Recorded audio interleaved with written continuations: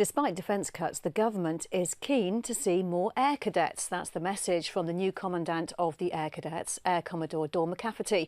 Laura Hawkins went to meet the former head of the RAF Families Federation at RAF Cranwell.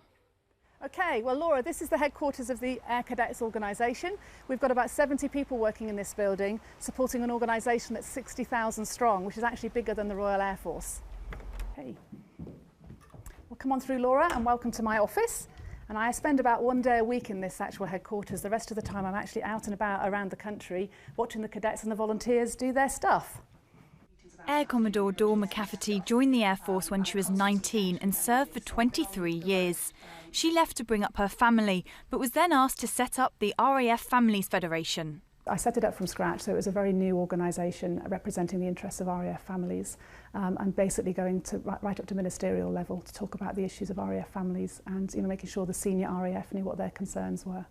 Now back in uniform as an RAF reservist, Dawn McCafferty has landed herself her dream job, the head of the Air Cadets. I was effectively a civilian for 5 years, but I have to say it felt like coming home. Putting the uniform on was just fantastic. It was lovely to put on the extra rank, I have to say.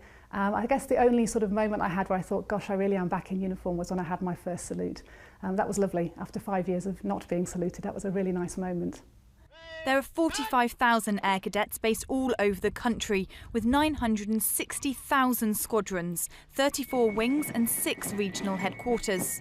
With over 30 activities to get involved with, including the Duke of Edinburgh Award, it's a popular organisation for youngsters to join. The kids have got a massive range of activities and interests they can follow. If they're sporty, they can do sport. If they're academic, they can do BTEC qualifications. They can do expeditions. They can do music. Most importantly, for the cadets who joined the Air Cadets, they can get into the air. And it's the air in Air Cadets that really attracts them to come to the light blue uniform. With many areas of the armed forces at the sharp end of defence cuts, the cadets are luckily unaffected.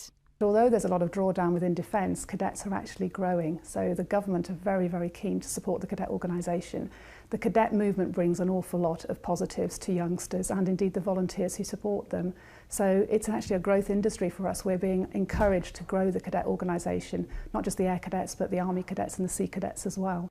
Although there'll be challenges in her new role, the new Commandant is full of energy, motivation and enthusiasm for the future. The government's very keen that we look into sort of the more deprived areas and the kids who perhaps haven't had those good chances in life and really give those youngsters an opportunity to experience the cadet experience themselves and hopefully lift them up and encourage them to do their qualifications and do well in life. Air Commodore McCafferty will be in the post for the next 4 years and hopes to visit all Air Cadet squadrons around the country. Laura Hawkins, Forces News, RAF Cranwell.